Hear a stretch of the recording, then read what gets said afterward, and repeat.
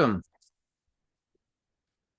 And an exciting day yesterday. Mondays are always super busy. Good morning. Good morning. Welcome, everybody. Awesome. Awesome. Well, real quick, Gilda, did you have your numbers meeting yesterday with leads, test drive, and updates, things like that? Do you have that on hand real quick? You could let us know. Gilda. Hello. GM. Okay.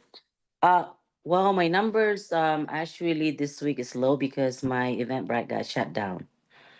No, not So, your numbers, the oh, whole system, the whole smart test drive conversion system. It's a while since we got the numbers from that, and I was wondering if you had it. actually, I don't have the updated one. I know there were I think there were like over 200 already. The last time that were updated, yeah, there were over 200. So, 200 test drives yes, since the beginning of the year. yes. Okay. I think that's what, the last count that Nancy mentioned. Yeah, so that's that's what yeah, I mean we're still at the one in six, somewhere around there, conversion. So 1 in 6 for leads to test drives or test drives to upgrades. Test drive to upgrades. So what you're saying is there's been about 45 upgrades. Um It's 1 in 6 and there's 200. That's 35. yeah. Yeah, so there's so there's about that. But again, it's going to essentials. So I think, I'm not sure exactly how many, but I know there were like um a couple that upgraded so to the AIT. So I'm not sure exactly because if that's the real count or, but again, the numbers that we're given is like one of six. Gotcha. Yeah. Okay. So we're gonna Awesome. be, I think, we're starting um the 90-day. No, not the 90. Yeah, it is a 90. It's a 12 week, so it is 90 days. Um, we're gonna have a challenge. So starting in June, and we're going to start with so people are probably going to start upgrading then, the people that are on the test drive. So yeah, I know I have one that I've talked to last night, and this they're really interested. I've talked with them about all in, but unfortunately they want to wait. They paid like 20,000. Here's the thing, they paid a RIA for 20,000 for 12 weeks access. So they have like 5 weeks left. So they want to wait up until that because, obviously they don't have a lot of time left. And again, 20,000. He was hoping, he said, I wish I would have found you guys. I mean, they've been attending husband and wife. Both of them are really committed to want to start right away. And they're ready and they're, able to jump all in. And cash apex, everything is, money is there, but now because they have this 5 weeks left with the other that they paid like almost as much as what we charge. So but they've been going to all the events, the um like the test drive events. They've been to like all of them. Like so far there's like 7 of them. They've attended to all, plus property tour. And Nice. I've talked with them last night, and they're really, and I thought, it was really weird because in the beginning I talked with them about going all in, right? And then all of a sudden, they're really interested, they're showing interest, and I thought they were just gonna jump after all the test drive, events. And all of a sudden, like last night, I'm like, and I told him, it's okay to, if you guys, that's why you're doing the test drive, and so that way you can see if this would be a good fit for you, and and your wife, and but if it's not, it's okay too. So, and they said, "Oh no, Gilda, it's really a good fit." And then that's when he mentioned that they paid. So I don't know if they were embarrassed to tell me that they paid 20 grand. Like the first time I talked, they've been in this one, um, all this time, but he just mentioned it last night because I think because I told him that it's okay if you guys are don't want to get the education. So Oh, which RIA charged 20 grand? I didn't Is ask, a I didn't ask. It's a local in Texas. So they have a local oh, that's thing. in Texas.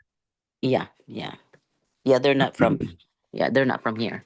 But that's what he said. And if he would have said something about that in the beginning, then I would have understand. Maybe I wouldn't push as hard last night, and and so that's what I was like. And maybe because of I gave him the pitch of like to say it's okay, to if you guys are not interested with education, and I was even going through like I mean maybe you just want to get like the free stuff and all that, and I know you've been attending a lot of events and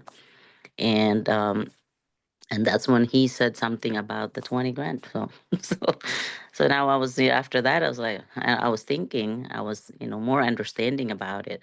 And one thing about that he said, he was not even sure about like that, because he thought like again, being the process is it's the essentials, the test drive and then the essentials, and he was under the impression that all the classes are all in the essentials, and then all the upgrades. And I did mention in the beginning about the 26,000, but he thought that was just like maybe the coaching and like all those extra help. So that was what his mindset, because none of the the top package is being mentioned, all the classes, except for the essentials. So that was under the impression. And so yeah, so that was we had a different mindset last night. So he said they're gonna start when they finish with the other one. So which is 5 more weeks from now. Dang, that's crazy. I didn't Yeah. know RIAs were charging that much. Oh no, I didn't either, because I was thinking more of like, because he was almost like he was embarrassed to say. And I told him it's okay. We have people in this community that ended up paying over 200,000 from the other stuff, and then they ended up here. Some like over 100, 80,000. So yeah. I just happen to be that this is the first one that I found, and you know, and I've been here for nine So years. that's yeah, and that just goes to prove the point too that people are looking for what we have, and if we were to be quicker, more diligent about spreading the word and marketing, a lot of people would be spending money with you instead of with RIA or that other YouTube guy or that other TikTok guy. They'd be spending that money with you through Renatus. Right, right, So yeah, give them to the right. Maeli, were you gonna say something? I saw you come off mute and Yeah, jam everybody coming in. good morning. Yeah, no, I was just gonna say that when somebody says that to me, or even if I have an inkling that that's the case, I literally just say before they can say that to me, right? So obviously you didn't know in this case, but even if they do say it, next response is usually, well, we have a rule in our household that we spend $20,000 to $30,000 every single year on education. And it's Mm, true, like we do spend that, whether it's through coaching or through buying Black Card or through whatever to level up. You can't stop buying education. You can't stop learning. And so it's okay to spend more money. Like, that's okay, right. right? You Yeah, gotta, yeah, if you're exactly. not getting what you need, then why are you coming to all of these classes if they're providing everything you need? Yeah, exactly. And that was my whole point with Miss, like obviously they were in the middle of it, but they're still looking for something. So, they're curious to find out what's out there. And what I was stretching with him last night, I said, I've been in for 9 years and I still take my classes. So I'm taking all my classes, and then when I do a strategy that I haven't done or I'm working on implementing as one of the strategies that I'm working on right now, I take my classes. I said I refresh because we do forget. So I stretch with them. Can you imagine 20,000 for only 12 weeks? And here I Yeah, am, what a 9 years. Big yeah, that's difference. crazy. Yeah.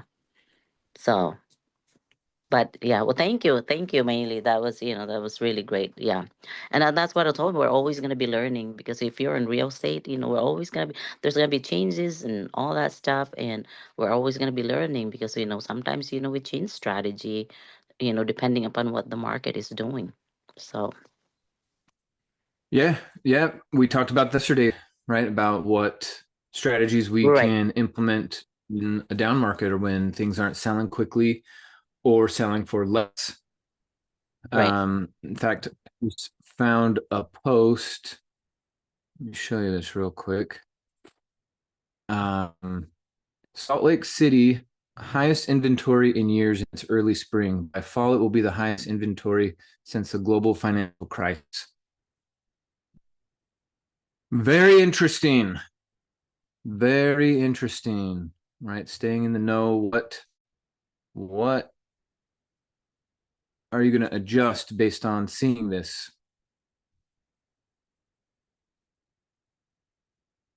44% increase in active listings in 1 year. I don't doubt it. I mean, people have been so handcuffed. They felt handcuffed for the last, 3 years, terrified to sell, terrified to lose their 3%, terrified to make any move. So I bet it jumps up to 57% by the end of the spring. Like it's gonna be wild. So yeah, pivot, right? You have to have exit strategies. That was your obviously whole conversation yesterday. But you better have an exit strategy or you are going to be effed. Like you better make sure you have multiple exit strategies. Yeah, yeah. And it's been a seller's market for so long that it's not becoming a buyer's market. And the thing that we keep training on it through this program is being a buyer, right? Like that's what Chris Wilson said, or yeah, Wilson, but also Albin. He says, what do? We analyze deals and we make offers. That means we're a buyer. We're training you how to be a buyer, how to buy smart, how to buy for the long term. And so with the buyer's market coming, being the best buyer you can be is top priority. So turn the games off, turn the Netflix off, turn on the Renatus, and let's go after it. It's in times like this when people are starting to freak out. That's when the people with a clear strategy and a clear head are going to make bank. They're going to scoop up deals left and right. So, speaking of scooping deals left and right, we got a guy who will be our guest trainer for the day. And remember, on our Tuesday take-ups, we take kinds of questions, comments, thoughts. So put them in the chat or come off of mute as we're going through this, and Bill will address them. For those of you who are new, welcome, GM. Never skip a Monday, Tuesday, or Wednesday call. And the whole point of these is to help sharpen your skill set, help you see something maybe you didn't see, help you to understand an idea that maybe has escaped you until now. Staying coachable, like Maeli was talking about earlier, always in the program of getting better, of improving, of leveling up. And so our trainer for the day, Mr. Bill Predebon, does just that. He's always got a coach. He's always got someone in his corner helping him see the blind spot so he can become a better version of himself. And at the same time, he is a coach. He knows how to get the most out of people, how to ask effective questions, how to do some motivation, how to kick them in the butt when they need it, give them a hug when they need it, and everywhere in between. So it does take a very intelligent, passionate, coachable person to do that. And that's one reason why we've asked Bill to be one of the newest Renatus instructors with a class that's going to be filmed next month. So clear your schedule so you can attend that. And then also how to bring guests to that, be building for that so that you can make the best of it. There'll be some more announcements through the Invested with Mr. Snyder, so make sure you're watching those. And at the end of the day, your life is in your hands. We're in America. We're in the best country possible. You can make as much money as you want, but also if you're a dummy, you're going to lose a lot of money. So that's why we stay connected, stay as a community, help each other, stay educated. Eyes wide open, folks, as we go into this new buyer's market. And I'm excited to get this morning's Takeoff Tuesday dose from the man of the hour, Mr. Bill Predebon. GM, good morning. Good morning, man. Love the enthusiasm. Love the Yeah. conversation. Yeah, good way to start the day. Right on. So I got one more chart, if I could bring it up real quick and get your take on it. As we're switching to this buyer's market, this one right here. What I'm looking at, and this is from the federal, what is FRE? Federal something economic data. I don't remember what the R stands for. But anyway, houses sold by type of financing and thousands of units a month. So over here, we're at 16,000. Then it drops all the way down to about 4,000 in a 2-year period. Then we had a recovery, new loans. People are excited. We had this funny thing called COVID, which I'm still suspicious of. But now we're seeing a sharp decline again. So I'm wondering, Bill, what's your take on this? Is it cash purchases? Is that the type of financing they're talking about, or is it? Yeah.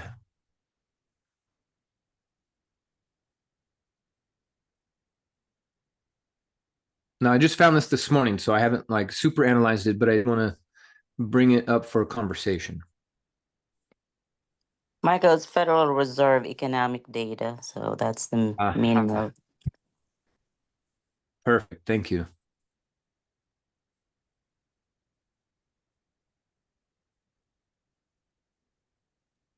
I have a comment on that. So last night watching some of the news, I recognize, obviously I don't watch much, glimpses of, but I had seen that it's because people are getting creative financing. And that's the first time like they actually were talking about creative financing on the news. Like I've never really seen that before.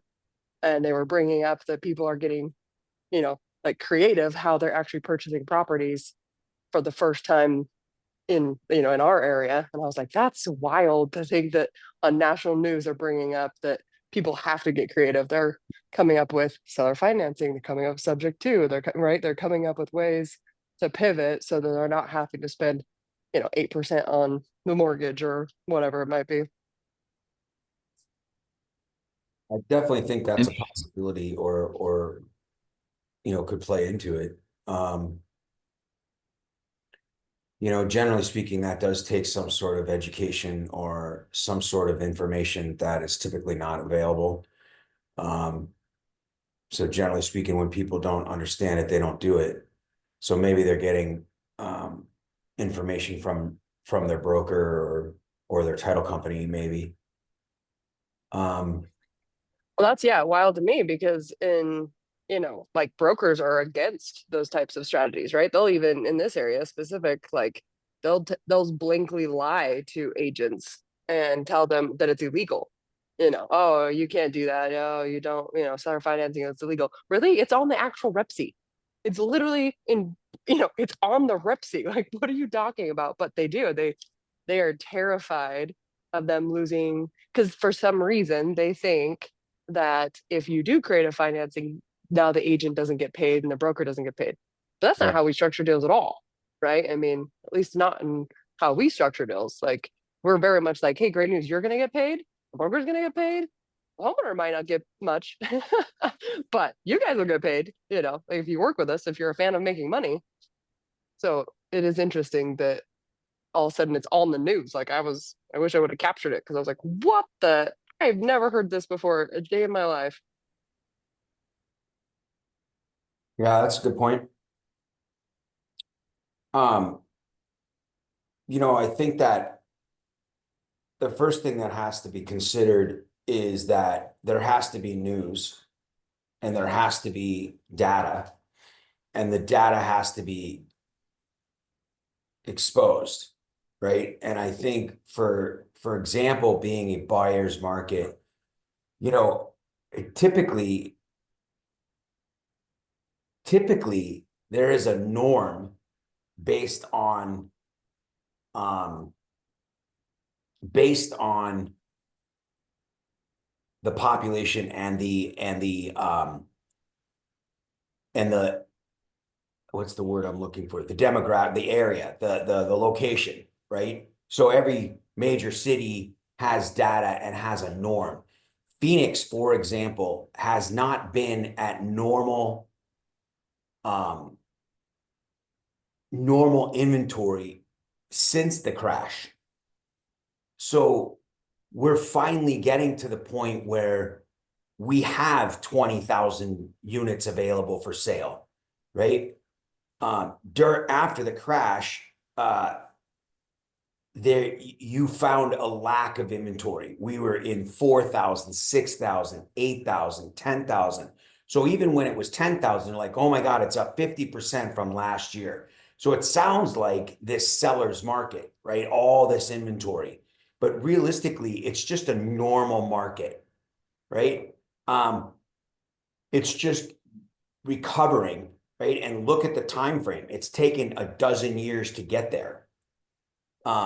Which is typical. I mean, it used to be 7 to 10 year sways, right? With an up and down in the 7 to 10 year sway, which is exactly what this is showing, right? And then you have some sort of decline, right? You have a large dip and then you have a 7 to 10 year gain. And it goes down typically in that 7 to 10 years over in a 3 to 4 year period, and it's a 5 to 7 year period to get back up. And so because the crash was so devastating, it's taken longer to get back to that norm in most major markets is my belief and understanding, just based on history, right? Over the last 50, 60 now years that National Association of Realtors have been tracking real estate and sales. And within every major market, there's mini markets like this cash purchase market. And I don't know why there's, obviously I haven't researched it. I clearly haven't studied it. But I think, what Maeli's offered is definitely true. Where there is a demand, they will create supply, right? So that's just natural. So if people are not using traditional financing because of the interest rate, then they will find another way to acquire housing, because it is a necessity, right? There is going to be a demand for it. So there's naturally going to be a swing in how people acquire, and there's going to be, and I believe what Maeli said too. I think that, we are a fear-driven country, and we are a news-driven country, without a doubt. We're influenced very significantly. So, there has been maybe a reason for people not to buy and not to sell, which has kept inventory down and therefore kept sales down. You know what I mean? If there's a lack of inventory, there's also a lack of sales. There is no question that we are still in a housing shortage. There is no question that there is a lot of movement in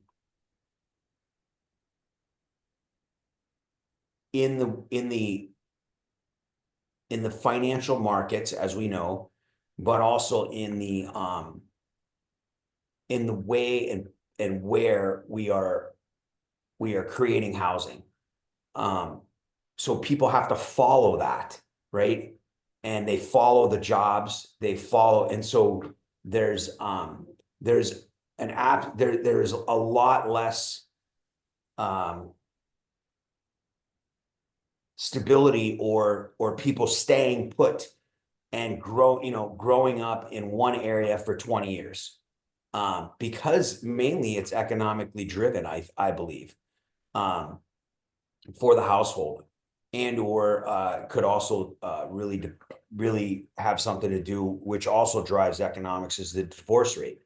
So so I don't know. So I think it's a statistic. I think Michael mentioned something earlier, just a little while ago, and said we are buyers.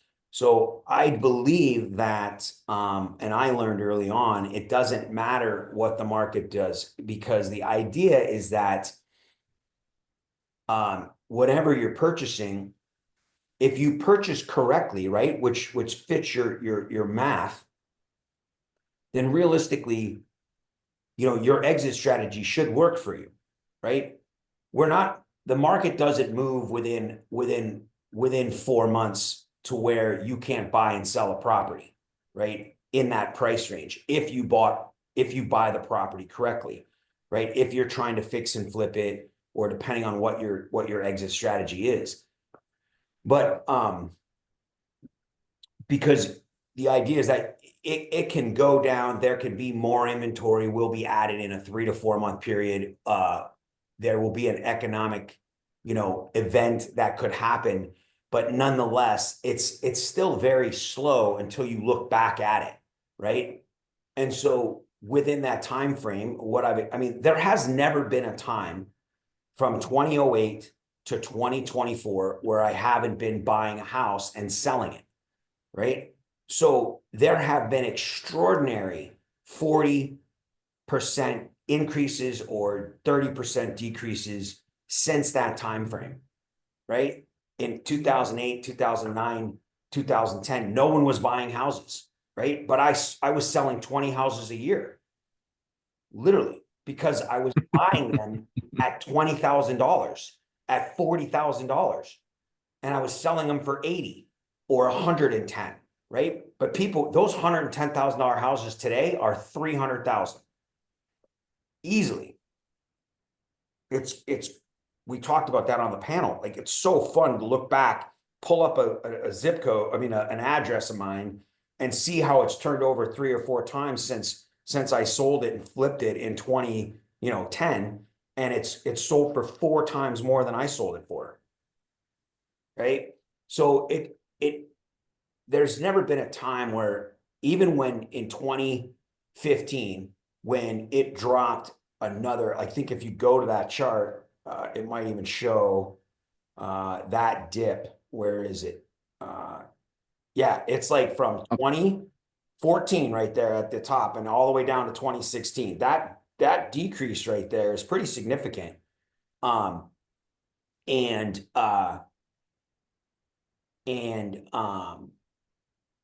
I was buying houses like crazy because they were dropping, right? And still selling them.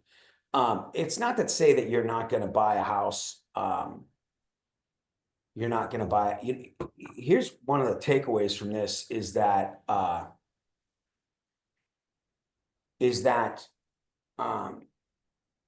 don't plan well and study well, right? And a lot of the information that I have gathered has come from the educators. Whenever Chris Wilson speaks, I listen, right? Whenever Bob Snyder does a market analysis event on the webinar or anything like that, I listen. Whenever Chris Albin has something to say, I listen. There are certain people that I will listen to based on the fact that we have that given to us and provided to us, and the classes represent it. When new instructors teach the classes, they have new experiences and new relationships to the market, and they bring that to the table in the class. So you re-listen to the class, not to learn how to fix and flip again, but to understand their experience. And experience tells more than anything, right? In what I've learned. And so it's fortunate that, when it comes to selling Renatus or sharing, like what Gilda was talking about today, with this person that already purchased education, ours allows us to continually grow and continually be exposed to the markets through people's experience, because our instructors are still doing it, and our classes are re-recorded in a relatively timely manner. For the most part, we bring in new instructors. It might be 5 years, but in that 5 year period, there's been 5 years of new experiences that are brought to the new class, right? And so, anyway, I really like that. So, so some of these things that I'm sharing with you are not my own. It's not like I researched it and discovered this on my own and did some sort of great analyzation in the market and studied a bunch of graphs. It's because I studied the people that are coaching me, that have done all the work for me, to an extent, right? I mean, of course, you've got to do your own research, and you've got to, you know, kind of verify and fact check, if you will, you know, so you can have a pulse on it. But at least I have really good starting points and a lot of information to go on from that information. So anyway, just kind of a takeaway on when it comes to applying this, what we're discussing today, to the marketing element. You know, I too do spend money on coaching and you know, personal development or whatever it is over the year, but I don't go buy new education. That's one thing I've not done. I've not had to do since I purchased this education. Wow, I won't see those numbers again. Yeah, isn't that true? It's so funny. I look back, it's crazy. Mitch Nelson said something on the panel that I hate him for. And I think about it, and it haunts me to this day now. When he said, keep all your real estate. And I think that's what he said. And I'm like, God damn it, Mitch. How could you say? It's so funny, because I'm like thinking about the houses. You guys, there were literally, man, I was buying houses in Maryvale, which was really against anything I did, but it's kind of like the gang stopped their activity because they had no money to shoot anybody, I don't think, anyway. But I was buying houses in Maryvale, you guys, every week for 20, 30. I remember it started at about 19,000, then it went up to 28, 26, then 32. You know, we were putting $10,000, $15,000 into these houses, selling them for 40, then 50, then to 80. You know, I remember selling them to this one person who was a buy and hold person. They were buying and holding houses for like 80 grand. And you know, they're probably paid off now. I'm sure of it. And those houses rent for those 3-2, 4-2 houses, 3-1 houses. They probably rent for maybe 1,800 a month out there. And most of those people have to rent out there. It's a very high density area. And all those houses now are 300, you know, 250 to 380. It's just incredible. I bought a house for $5 grand over the phone. My cheapest house, real house, a 3-bedroom, 2-bath house for $5,000 in 2009. Yeah, and I didn't hold it. But Ouch. you think? You think? Yeah. I will say to that, like, and I love what you're saying, because there's this concept of, right, when you bump into someone through marketing, right? Bump into them and they're like, oh, you know, real estate's so risky, it's so scary, it's terrifying, right? I lost my shorts, or my uncle lost my shorts in 2008, 2009, 2010, right? Any of that time frame. And I love that response so much, that you just are proof, because it's like, money isn't just like burned. People don't just, you know, money, there's not a stockpile of money that just gets burnt up, you know, like people are just burning money. No, it's people that are educated that just scoop up all of these deals, buy everything. And the people that are not educated lose their shorts. So it's a perfect example that now more than ever, people need to be educated, knowing how to purchase properties, because money is not lost. It's just transferred. Yeah, it is Transferred to the wealthy. It is literally a transfer of wealth. Yeah. Yeah, I don't know if you guys heard, Bob Tierney, when because he was doing what you're doing, Bill, and he said if he would have kept, those properties that he flipped, he would have been like 5 million dollars more in equity right now. So that's that's what it was saying. Yeah, it was, and I'll tell you what it is. For me, it was lack of information, lack of a plan, lack of a coach, lack of listening to someone like myself we didn't have this call. Michael was, smart enough to develop this call. Mitch and Maeli were smart enough to create opportunities for students to and community members to join and get led by people with experience. And we didn't have that. You bought the education. I'm telling you, you cannot compare what Bob Snyder has done for Renatus compared to Nouveau Riche is nothing short of a miracle. And it's crazy that we demand more from him and from Renatus, because what I bought into in 2008 was worth a couple grand to what Renatus is worth today. And the support and the coaching and the classes and the amount of instructors and the lifetime education and the study groups and the intelligent people that are putting together these challenges and creating support, the PAC members, that what they've done to enhance what we have, it's unbelievable. The product itself, and the fact that people need more is mind-blowing. It just goes to show that it doesn't matter what people are offered. If they don't have, if they're not willing to do the work, it doesn't work. But it's important that I can't even emphasize the importance enough that if I knew, it's my own fault. I wasn't looking to maybe I wasn't even open to it. Tamara's got a question, so go ahead. I'll finish this thought.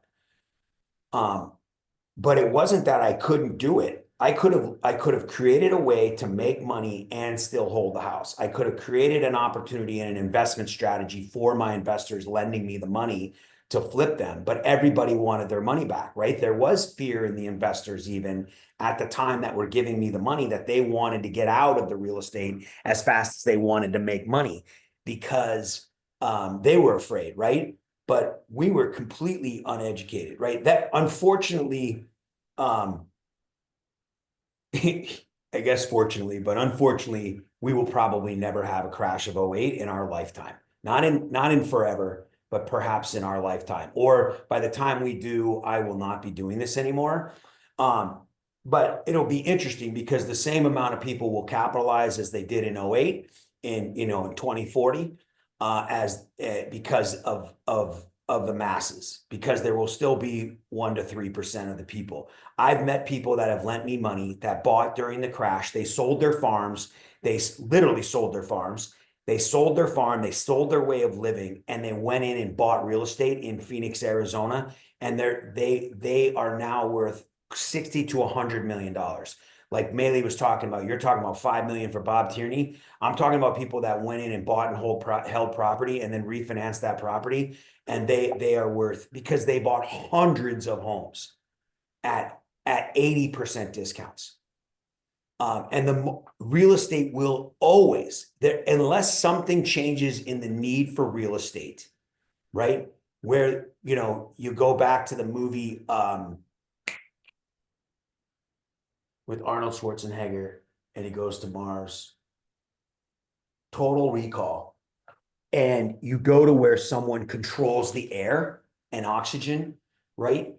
And you think about if something changes the way we need real estate, until that happens, until we change that shelter as one of the necessities we have to have, real estate will always come back. It's been proven from the beginning of human time. People buy, landowners, kings and queens, dictators, all the people, Indians, right? The native Indians, They owned land. They controlled land and space, right? Area, right? And that's the only thing. And so that was the most valuable. People would steal and kill for it, and people would fight to the death to protect it because it's land. It's value. It's where they grow crops. It's where they raise their children. It's where they keep their farm animals. It's where people survive. And it's where they get shelter from elements of the natural kind, right? Total Recall is sick. That movie was so far ahead of its time, it's ridiculous. You want to make some money, control air, control oxygen. Figure out a way to be able to provide oxygen, just like people bottle freaking water. Are you fucking kidding me? It's unbelievable. Anybody go to an event and buy a bottle of water? Nobody drinks out of a freaking fountain. You know, the fountains are filtered now and nobody drinks out of them. It's absolutely hysterical to me. People at my gym walk around with bottles of water. I'm like, are you freaking kidding me? There's 48 filtered water containers throughout the gym. And people walking around with a plastic bottle of water for $5. Like, it's crazy. You ever go to Walmart and watch the amount of people that buy water at Walmart? Like, those things go out, the water bottles go faster out than freaking toilet paper. New York sells airspace, absolutely. So, okay, Tamara, what's your question? I think Yeah. Go ahead. Okay, so my question is, can you elaborate a little bit more on, and first of all, I'm super grateful that you show up like for everyone the way you do, and Michael, you too. But my question is, can you elaborate more on like how the market is starting to shift? Like we were talking about yesterday, that it's going to get harder, and like how can we position to, thrive in the market as it shifts? Where do you see the market going? We're kind of already talking about this. Correct.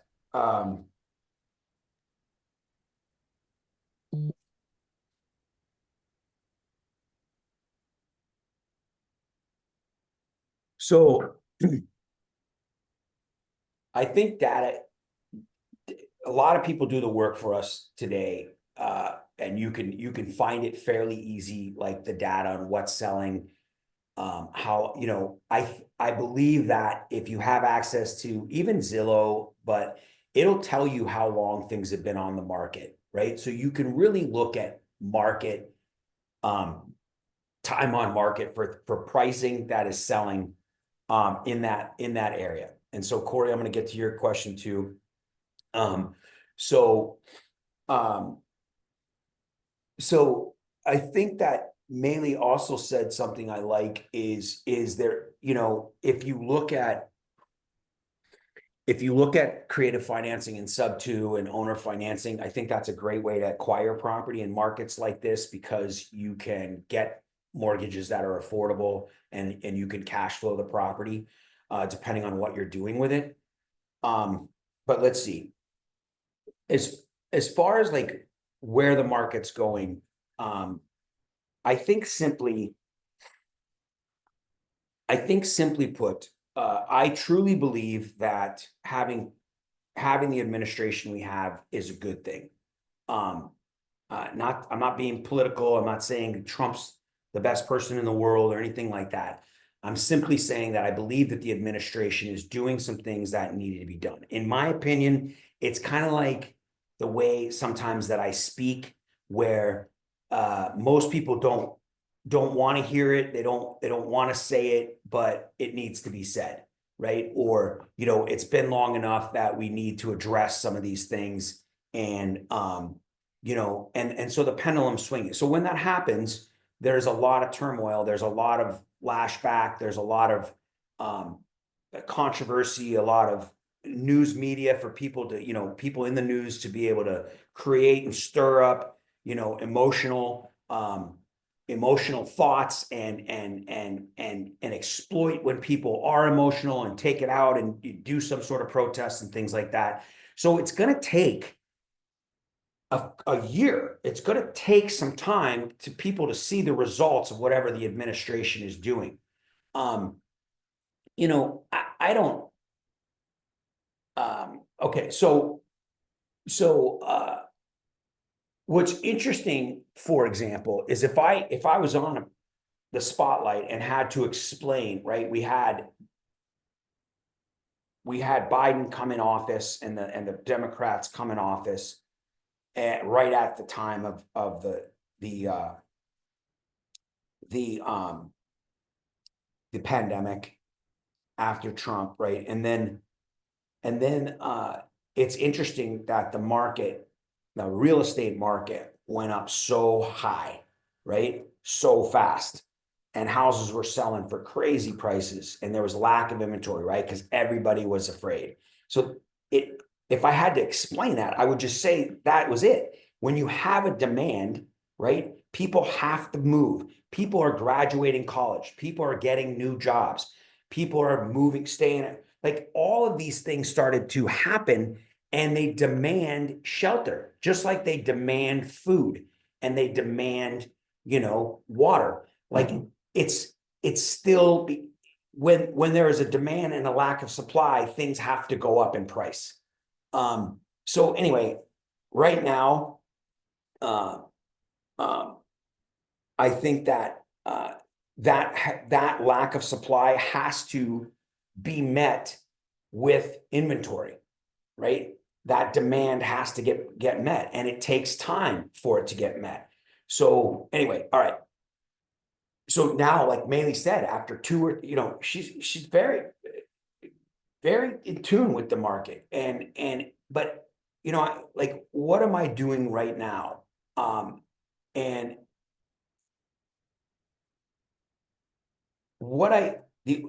there's been a shift for me for the last 5 years. The shift has simply been considering how and when I'm not going to have to work as hard.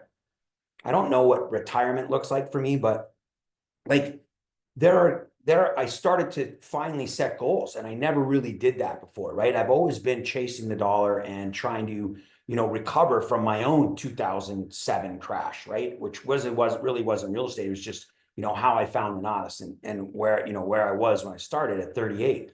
And so for so long, I had to chase money, and for so long I had to dig out. And then for so long, I had to start building a portfolio. But I don't want to manage my portfolio anymore. The house, some of the triplexes and like my commercial building, these types of things are not going to be maybe what I rely on. Maybe so. I'm also not going to probably live in Phoenix as much. Phoenix is, to be honest, it's it's dirty. The air quality is so bad that there's more health problems in Phoenix than you could imagine. Like, it's the fastest growing city for Alzheimer's disease. I think it has a lot to do with the air quality. I think it has a lot to do with with the environment in Phoenix. We're in a bubble in the desert. I don't think humans were made to live in the desert necessarily. And we made it really pretty, but it's also such, the fastest growing city in the country. So there's a lot to it. So I have to start thinking about what I want to do. So anyway, my shift has been, I'm interested in business. I truly believe that, and it took me a decade to figure this out, but what Robert Kiyosaki talks about when it comes to having more money at the end of the month, and then investing it in real estate for appreciation, depreciation, cash flow, right? And equity, you know what I mean? And the ability to write off all the taxes against all the money that you're making. So, Bob Snyder has worked so hard to really try to emphasize the marketing. Why? Is because he believes what's made, and I don't know his story. I don't know how they started getting into real estate and how he owns his portfolio. But when you learn about real estate and then you have a business that generates so much money, right? That so much more money at the end of the month than you need to live on or to pay your bills.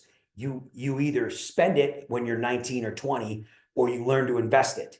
And when you learn to invest it, typically that's where Kiyosaki comes in and talks about real estate. And so I want to have businesses that bring me in more money. The money that I spent the last decade making, the last decade and a half, is through flipping houses.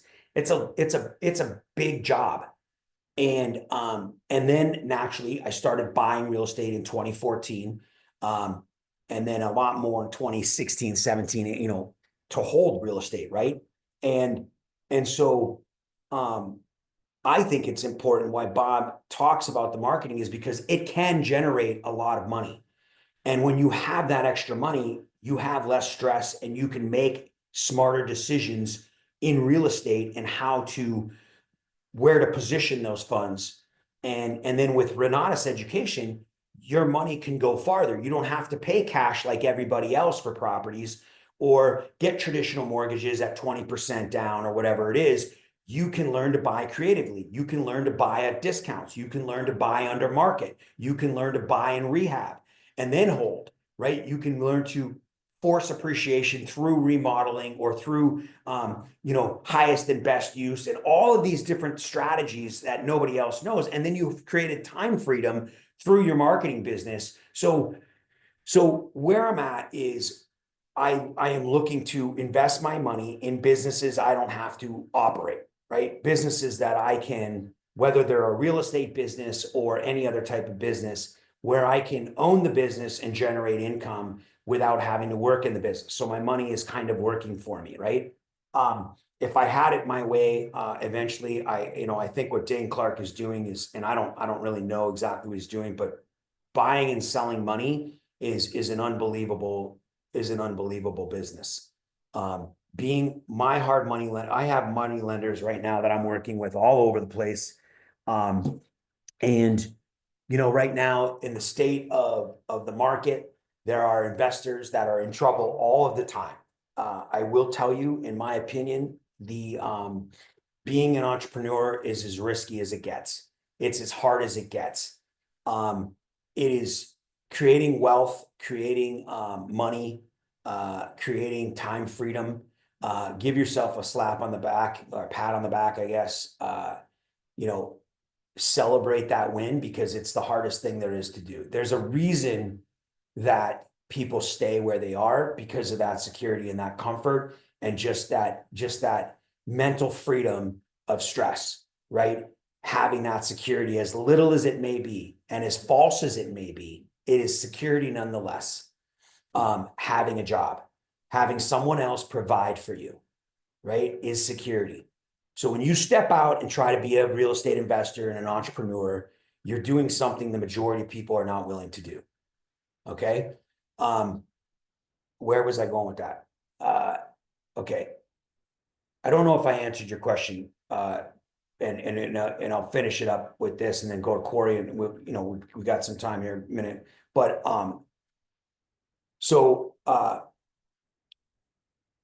so it's important that, so what I'm doing and where I see the market is, number one is I'm trying to create more money for myself that I don't have to work for, number one. Number two is I'm not buying houses, right? The reason I'm doing a ground up class is because the last 4 years, really, I've been building houses. The reason is I've found that they've been talking about it for so long, and now there's a demand for new construction.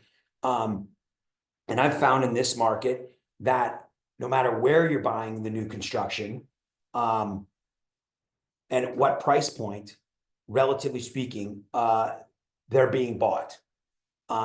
It's an easy transition for people to buy new construction.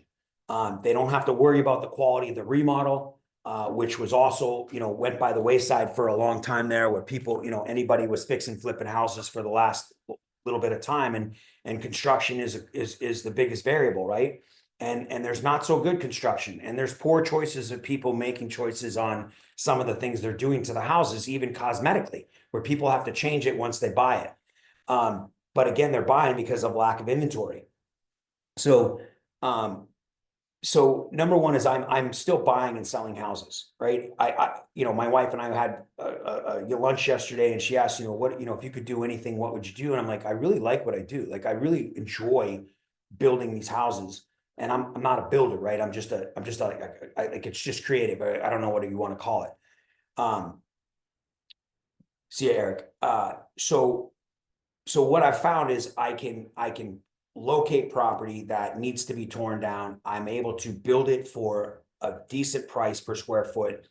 I'm able to choose the finishing price per square foot based on what finishes I choose to create a significant. I find that there's a lot more equity to be forced when I build the house versus the risk that I take in trying to pinpoint the sale of the house when I'm flipping it.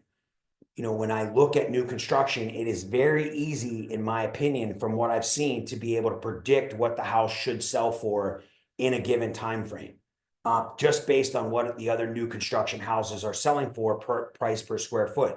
It is pretty simple to be able to choose a price per square foot on new construction, relatively speaking, with some analysis. So anyway, not that it's not with fix and flip, but I just find that I can make more money. So that's what I've been doing. And that's what I'm going to continue to do. I'm probably going to continue to do it in Michigan and then down in Florida if we end up buying down in Florida, and living in the 3 areas: Phoenix, Florida, and Michigan. So that is my goal. So let's see. But I still believe that I know I missed a couple points finishing the point, but I think it's truly important that you choose your plan and your attack. If you want to fix and flip, you can still buy houses and fix and flip in an up or down market. If you want to buy and hold, you can learn, you know, subject to, you can learn and figure out a way to make money buying and holding property, right? Up front, right? Especially from your investors that are lending you the money to do so. You can learn the Burr method. You can learn creative financing and be able to acquire property with little to no money in any market. And then you can learn that you can make a decision on how many you want to buy and like how many you want to hold. Like I think if you could just learn to hold property and teach your investors on a long-term 5 or 10-year plan, like selling the house in 5 to 10 years is a great plan. It's going to create cash flow for you, and it's going to create cash for you to be able to, once you sell and you take your half, you can then go buy or pay down a different house that you already own, right? And Bob Snyder's talked about that all the time. You buy 10 houses, you sell 5, you pay them off, and now you got 5 free and clear houses making you money. But the key is that you're not relying on the cash flow to live on yet. You're still working in the workforce, and you're creating a job or a business or some sort of marketing plan that makes you more money than you need. That's where we don't spend enough time.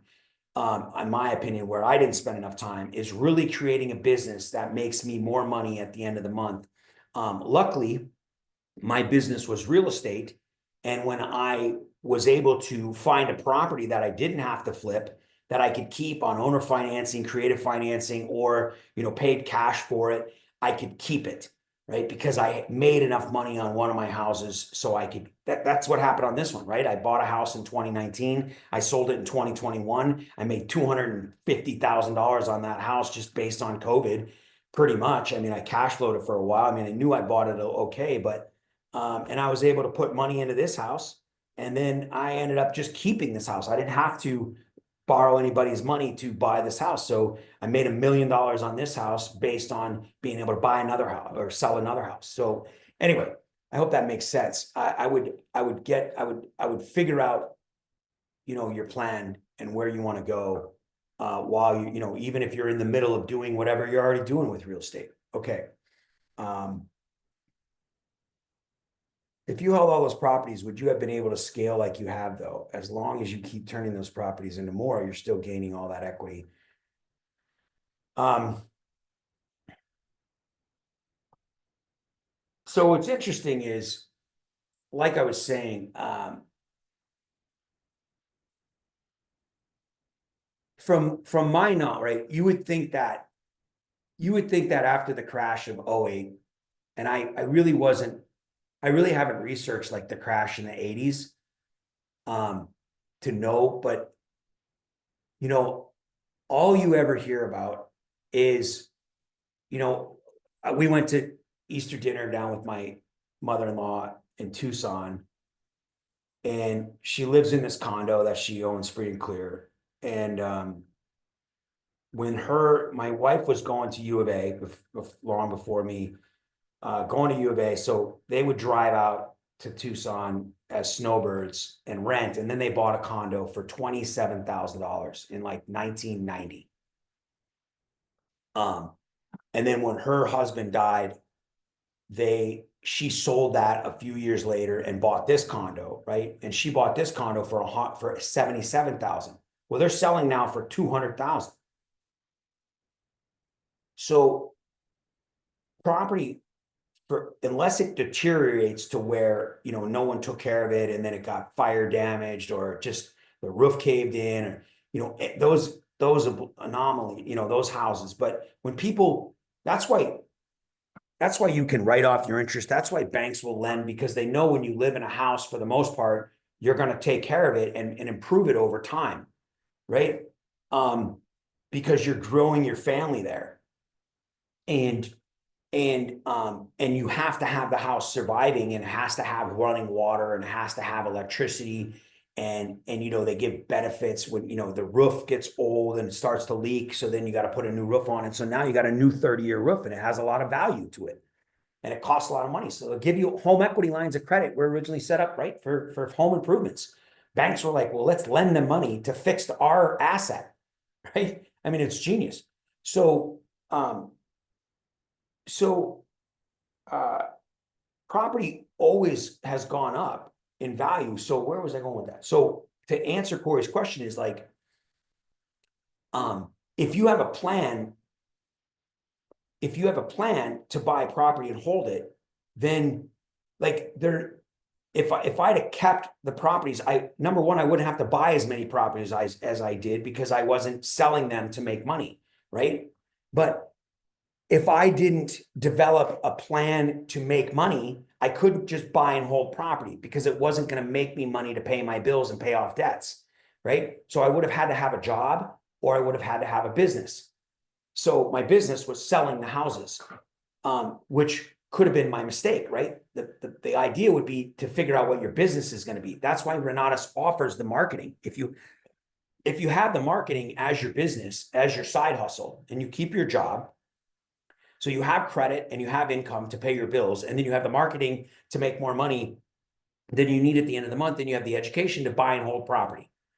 And then the buy and hold property is a strategy where someone's paying down your mortgage, and then you are taking the tax benefits, and the appreciation is going up, and most likely you were able to buy the property at least at a discount, so you already had some built-in equity. And then you do a DSCR loan, you do a refinance, you do a BRRRR method, you pull out the money that you had to put into it, you improve the property to force appreciation, or a combination of the above. You wait a couple years and you either sell it when it goes way up like it did in COVID, and then you pay off one of your other houses and you only sell. See, that's what I mean. So that would be scalable, right? I wouldn't need to be scaling my real estate flipping business if I was trained and had the mindset and the plan to have a buy and hold business, right?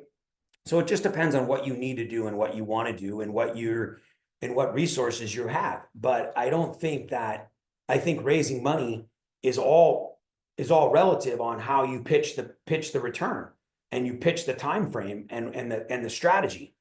Anyway, okay.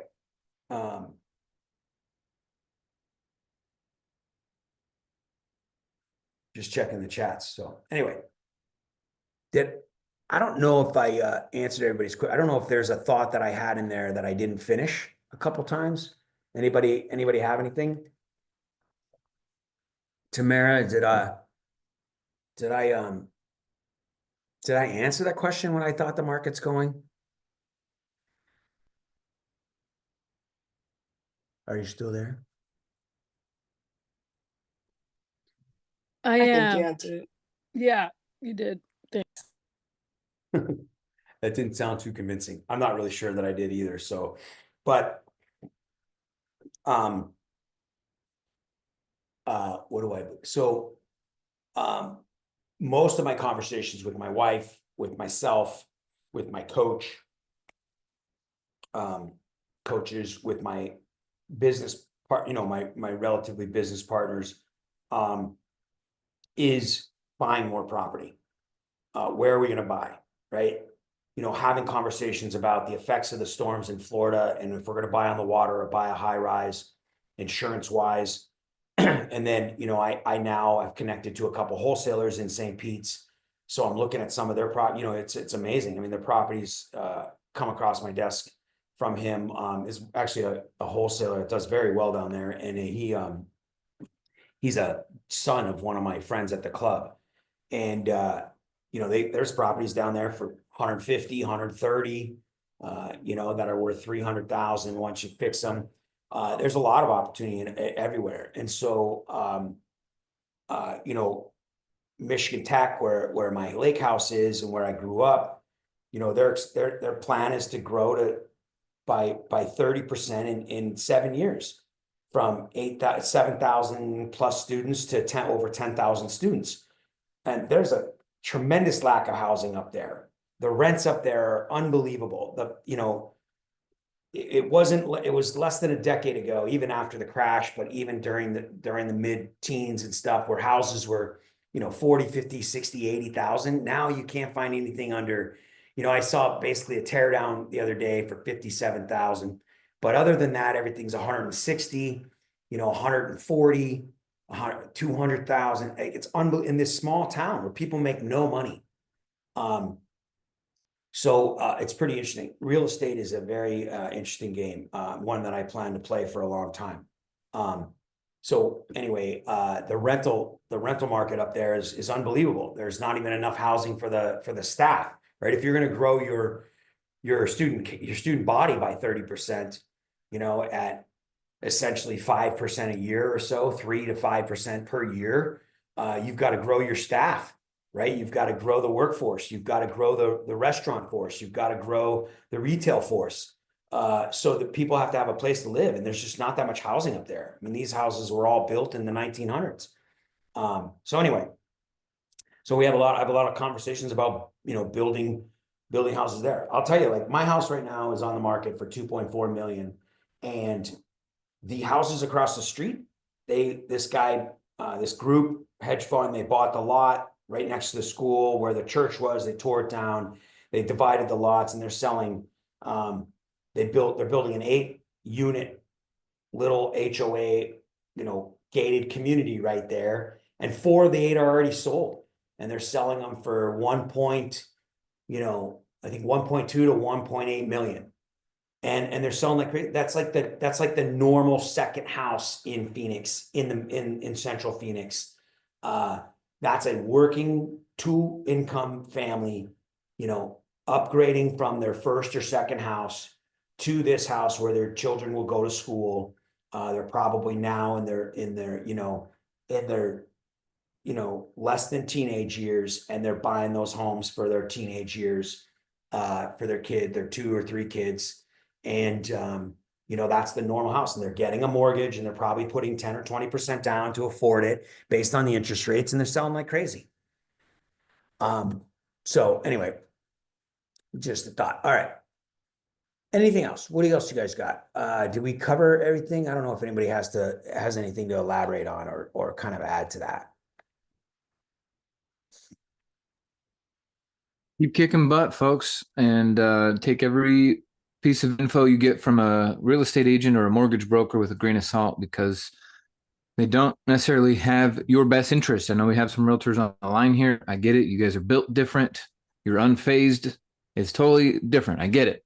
But out in the world, when you're dealing with people, you cannot take their certificate as any sort of backing for your best interest. So just beware, be cautious, be optimistic, be coachable. And remember, one thing that Chris Albin says is the mistake people make is looking for a reason to buy, and the real reason is look for a reason to not buy. And if you don't find a reason to not buy, then buy. So good point. Yeah, I would say that, one thing we do have to realize, and unfortunately remember, which is hard to do, like, the majority of the people, ourselves included, that's why we're here, are not in the 1%. We're not in the 3%, right? Until we get there through, hopefully, Renatus, obviously. So therefore, that's the same with everybody else. So you have all these realtors who, generally speaking, are not in the 1%. They're not in the 3%. They're in the 95% that is going to be stuck in the 95% forever. They are going to live either they're making good money sometimes, but they're still living above their means and they're still living paycheck to paycheck. And so when going gets tough, they have to get a different job, right? And again, when we think about realtors and brokers, there's only 10% really of the 100% realtors that are making a good living at it. People don't take it seriously, or they think it's going to be easier, but it's an entrepreneurial job. And it takes a lot of self-starting and self-motivation, and it takes a lot of coaching, and it takes a lot of effort. And then you have to market yourself once you understand how to be a realtor. So you're right. It is hard, and most people, they do get their information from, the easier place to get information, which is the World Wide Web and the news. And so that's their information source versus the rest of us who are getting information from people experiencing the real world, right? People living it every day and have lived it for decades, and they are sharing their ups and downs experiences with you in the real world of how they're able to be successful in whatever market is going on. And so most people don't choose to pay for that information. They don't choose to seek out that information. It is easier to get the free information and the information that we want and have been trained to trust and believe it. And it's not that it's wrong or fake or false, to some degree, but it is twisted to have whatever spin is needed to sell. It's just the way it is, and nobody in the 5% or 95% rather is going to share information with you about how everything they've done and where they're at sucks, right? No one's going to be like, you know what? I've been doing this for 20 years. I got an education, and I got 2 kids and a house and a couple cars, and I hate my life. And they don't hate their life, but they're broke. They're concerned. They might share it with someone close to them in their family, or you know what I mean? But finance causes divorce, right? Or they're not sharing it with their kids by any means. They're not going to tell their kids that they feel like a bit of a failure, that they don't even know how they're going to retire, right? That they're concerned about. No, who wants to say that?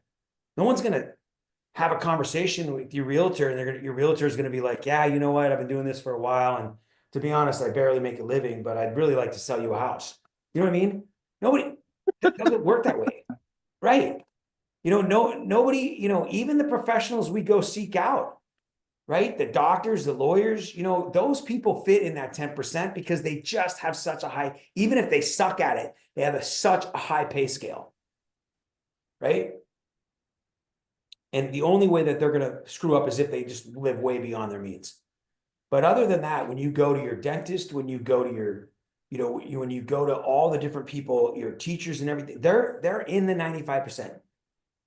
They're going to give you their experience and but no one's going to sit there and admit that whatever they're doing, going on and getting the education and spending all this money and having student debt and all these things is put them in the place that they're at, and they're going to be like, yeah, it really sucks where I'm at, but I still want to teach your kids.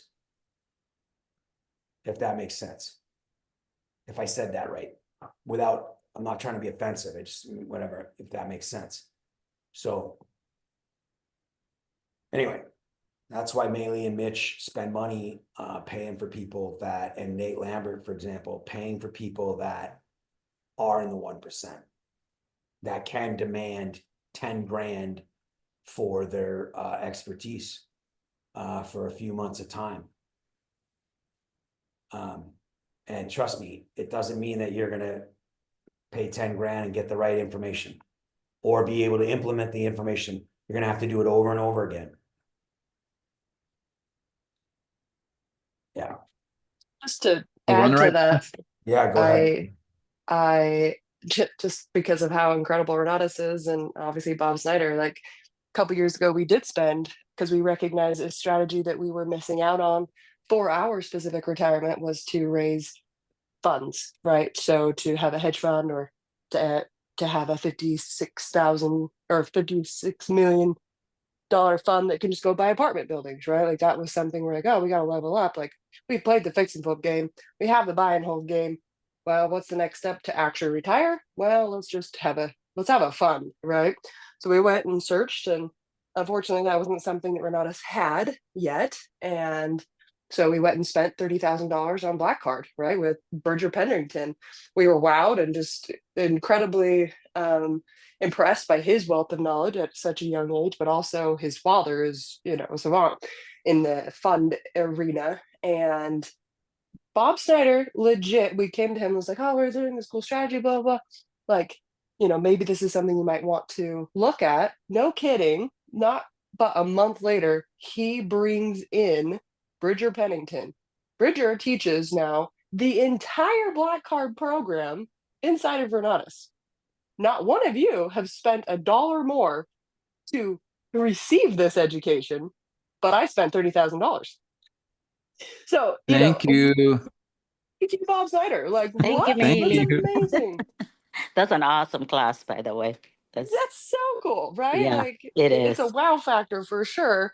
But it just shows you the consistency and the level of what our education will bring. And if there is something out there that you feel like is missing, bring it up. Let's talk about it, because I don't see anything that's missing now. But um but that is so cool to know that we are a part of a company that is in our best interest and will always be striving to have the very best education possible. That's so cool. Yeah, that's solid. Thanks, Millie. Hey, Millie, I have a question for you. I've seen you and Mitch's journey over the past few years, and and Michael and Bill know this. I'm a little bit stuck, and I just I'm leveling up. I'm just stuck at like the leveling part. I've done some real estate, but I know I can take it to the next level, and I am, but I'm like still figuring out how to do that. So how did you guys go from where you were to where you are now? Just really just leaning on people who are smarter than us. Yeah. You have to find rooms where you're not the smartest person, and you have to network in bigger arenas, and usually it's through sacrifice. And I honestly, what really spiraled us, I guess 3 years ago, I was invited to speak at this. So it's social media, right? And being willing to be vulnerable and tell your story. And I mean, Bill, when he said not most people aren't going to tell you that they're lost their shorts. Most people aren't going to tell you that they are drowning and they made a $4 million decision that went south, right? But we did. We made a $4 million decision that went south, and it forces you to grow. Like it forces you to make bigger, better decisions and ask better questions. Honestly, that's probably the secret of everything, is you just don't know what questions to ask because you haven't hit that spot yet. You haven't hit the level of having to being forced to make those decisions. Sometimes, unfortunately, some of us only grow because we have to, like forced growth. And I love the concept of like, oh well, someone's like, oh my gosh, you lost $4 million. I'm like, well, how great that we had a $4 million problem. Like most people can't even say they had a $4 million problem. Like it's like what? So it's just a perspective change. And I was asked to speak at this like event. I didn't know who was there and all those things, but I was vulnerable and I was willing to share, my story and kind of where we were at. And it was a spiral. I mean, people just came out of their woodwork and was like, oh, this is really cool. Like, hey, I'd love to have you on this podcast. And like, and it was just because I was being honest. And I think that that's you being willing to say that just on this call and just being like, hey, like I am not growing, telling people that. You'll be surprised how fast people will go, oh, well, I have an idea. Oh, there is this other strategy it's working for me. And then you have to do your due diligence, right? You have to do your numbers and verify if it's your wants, your needs. But because you're educated, you are a smart investor, you can make big moves and you can make educated decisions. And it doesn't mean they won't fall short. It doesn't mean that, but at least you'll grow. And I truly believe with all of my heart that there's no such thing as happiness without a challenge. On the other side of that challenge is where true happiness lies. Like that's why why we created the 90-day first love challenge, is because recognizing that when somebody suffers and is willing to sacrifice something so much to get what they want, there's no better return. There's no feeling of pure joy than overcoming a challenge. So just find that next challenge, find something that pushes you. Level up. Hopefully that helps. Yeah, that's good. Yeah, About, what you said there about, you having a $4 million challenge. One of my coaches all the time, she states, she's like, when I'm stuck or, she's like, well, what are you working on today? What's your intention on this call? Where are you at? And it's interesting. I'll bring something up that's a challenge, right? And she's like, you're playing a big game, right? You have multiple balls in the air. You're playing multiple games. You're in the game, and that's more than you can say for most. Like most people are worried about getting off the couch, figuring out what side hustle they're going to have, right? That's just the way that the world the way that we're formed, right? Until you break through, and so Tamara, you're playing a game, like you're playing a real estate game. You're playing a business game. You're playing a game that is a big game. So there are big challenges. There are you're gonna, like Maeli said, that in itself is worth recognition and stuff like that. So the don't bite off more than you can chew is BS, right? You should be, when it's tough, you double down, you borrow more, you buy more, you go in more, you don't make bad decisions, you don't do it out of haste, but you double, you continue on, you actually double down and you go into it and you take on something else. And the other things will work themselves out. They'll disappear, or they will be resolved by you taking on another challenge that is successful. So yeah. So the challenge of the day is go raise some capital or invite some people to an event. Yeah. You need to do both of those. So yeah, what a great conversation. Yeah. Thanks everyone Thanks who's everybody for participating in the participating. chat. Yeah. And Gilda, thanks for the updates at the beginning of the call. Tamara and Maeli for your contributions. Everybody else too. Jasmine, thanks for the behind the scenes work that you do as well. Bill, really excited about your new class coming up in just a few weeks. We'll be seeing you in Utah. So folks, start spreading the word now so that your guests can come with you for half the day. And you can show them the benefits of the program and start making $12,000 per sale. Let's get after it, folks. Have a wonderful day. We'll see you tomorrow. Bye now. Thanks everybody. Thank you. Thank you, Bill. Thank you, Love you Michael. guys. Thank Thanks, you, everybody. everybody.